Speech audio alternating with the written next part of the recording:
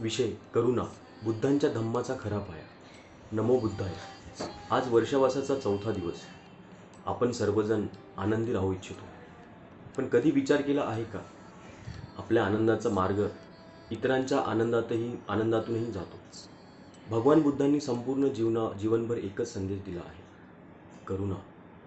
करुणा म्हणजे केवळ दया नाही, तर दुसऱ्यांच्या दुःखाची जाणीव ठेवून ते दुःख कमी करण्यासाठी कृती करणे. बुद्धांनी कधीही कोणाची जाती, धर्म, संपत्ती किंवा पदाचा विचार केला नाही.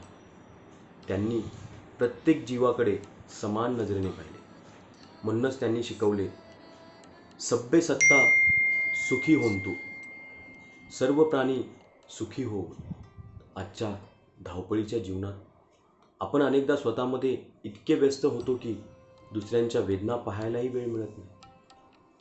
पण एक प्रेमळ शब्द, एक छोटी मदत, एक क्षण समजून घेण्याचा एखाद्याच्या आयुष्यात आशेचा किरण बनू शकतो.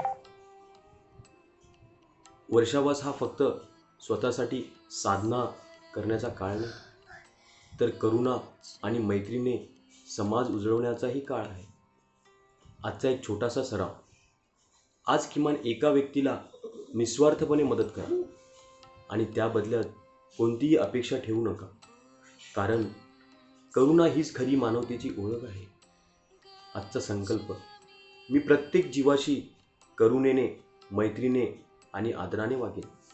समारोप. भगवान बुद्धांचा धम्म आपल्या हृदयात करुणा, मैत्री आणि प्रज्ञेचा प्रकाश जागवते. सर्वांचे कल्याण हो, सर्वांचे मंगल हो, सर्व प्राणी सुखी हो. साधू साधू साधू.